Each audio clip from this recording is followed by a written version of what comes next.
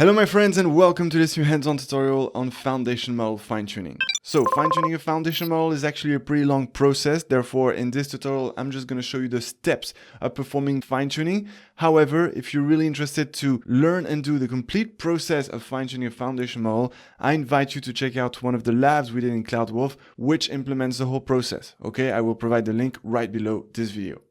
Okay, so let's do this. Let's go back to the console home. And the first thing we're going to do is to open S3, which I'm going to open in a new tab so that I can also have Bedrock next to it. Okay, because that's the two services we'll be working with for this tutorial on fine-tuning. All right, so let's create first a bucket. We're going to call this simply Bedrock data and then a random number just to make it globally unique. Then nothing else to configure here. We can directly scroll down and create our bucket. Okay, creating the bucket, perfect. Now let's go inside the bucket and we're going to create two new folders. You click the create folder button here. One folder for the, there you go, input data, which will contain the data source that has the specific knowledge that we add to our foundation model. And then another folder which we'll call output data, which will contain the training and validation metrics. So let's go with this first folder. Let's click create folder. And before we populate the input data folder, let's immediately create the other folder for the output data, which I already have ready. Output data, perfect. Let's scroll down and let's create the folder. Okay, and so for now, we'll only populate the input data folder, which will contain two subsets of data, the training set to train the model and the test set to evaluate the model. Okay, so there we go. Let's click upload and then add files. And so you will see now in your Amazon Bedrock folder from the AWS CIP folder, you will find the two subsets, training set and test set, and we're going to upload both of them into our input data folder. Okay, so here you scroll down, you click upload, and uploading. It's going to take a few seconds. There we go. Upload succeeded. Perfect. And now here are our two subsets of data. Now let's just quickly have a look at the dataset itself. If we go to our CIP folder and then Bedrock, let's open, for example, the training set with a text editor. There we go. I'm going to enlarge this a bit. I'm going to zoom so that you can see better. And here is the training set. So it basically contains some specific domain knowledge so that we can make our foundation model smarter or, more knowledgeable about certain topics. But the most important thing to understand here is that this training set has a specific format. You see, first, it is in a JSON format with the opening bracket and the closing bracket here. And then in each pair of brackets, you have three elements. First, the prompt, with a prompt like write a response that appropriately completes the instruction. Then the instruction, classify each of the words as singular or plural, lions, bee, door, fence, ocean, lakes, people. And then completion, which will give the answer basically. So lions is plural, bee is singular, door is singular, etc. Okay?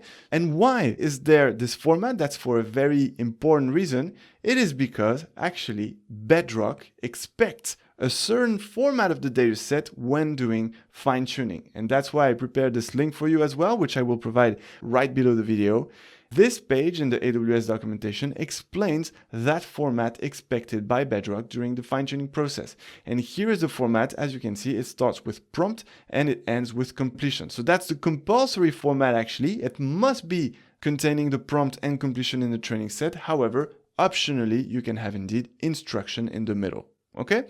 So that was the most important thing to know regarding the data. Now we're done with S3 and we can proceed to Bedrock to begin the fine-tuning process. And to do so, you simply have to go to custom models. I remind that base models is where you will find all the foundation models belonging to the different providers, Anthropic, Cohere, Meta, etc. And if you go to custom models, well, that's where you will find your own models. And among your own models will be foundation models that you fine-tune. But after fine-tuning them, they become your custom models. Okay? So there we go. That's where you will find your custom models. And so to create our first custom model, there we go. We just have to click either fine-tuning model here or customize model and then create fine-tuning job. And now you will see it's super easy. The first step is to simply select the model that we want to fine-tune. And for example, let's say that we want to fine-tune the Titan Text G1 Lite by Amazon. Okay, so let's select this one. Let's click apply. Then we need to enter a name for our fine-tuned model. So we can call it, there you go, fine-tune Titan, because we're fine-tuning the Titan Text G1 foundation model. Then we have to enter a name for the job configuration. We can call it simply fine-tuning job or whatever you want. Okay, and then all this is optional, we can skip. And now that's the most important. That's where we have to enter the location of our input data, which I remind contains the training set, of which we'll enter the path here, and the validation set, of which we'll enter the path here. So let's start with the training set. As you can see, we don't have the choice but to upload that from S3, which is exactly why we created that S3 bucket with the input data, and you will understand why soon, the output data. So let's click Browse S3 here. Then there we go. Let's go into our Bedrock data S3 bucket, then into our input data folder. And there we go. Let's select the training set JSON file containing the training data source in the right format. Let's click Choose. Perfect. Now let's do the same for the validation data. We click Browse S3, then we go to our Bedrock data bucket, again in the input data folder, and we select this time the test set containing the validation set, once again in the right format. Let's click Choose, and there we go. Now the input data is well connected through S3. Now, this is where you can configure the hyperparameters. So this is going to be the number of epochs, meaning the total number of iterations of all the training data in one cycle for fine-tuning the model. Then this is the batch size, the number of samples processed before model parameters are updated. The learning rate, which is the rate at which model parameters are updated after each batch of training data. And learning rate warm-up steps, which is number of iterations over which learning rate is gradually increased to the initial rate specified. Okay, so no need to do much of hyperparameter tuning here. That's not really the core topic of this tutorial. We're going to keep the default values here. However, very important, that's where, there you go, you have to specify the location of your output data. Okay, so super easy. Once again, we click Browse S3. We're going to go into our Bedrock data bucket, and then we select the output data folder to specify the output data folder location. Okay, now let's click Choose. And then finally, very important step, well, we have to either enter or create, if we don't have, a service role, which will give Amazon Bedrock the permissions to read and write into S3.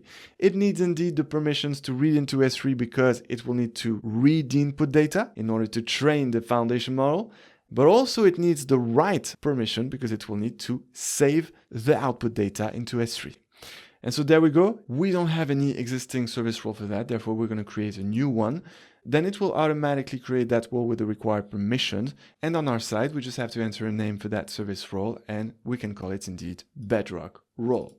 And that's it. That's all you need to do in order to fine-tune a base foundation model in order to create your own custom model. And therefore, we're going to wrap up here with this tutorial on fine-tuning, and I look forward to seeing you in the next hands-on tutorial. And until then, enjoy the cloud.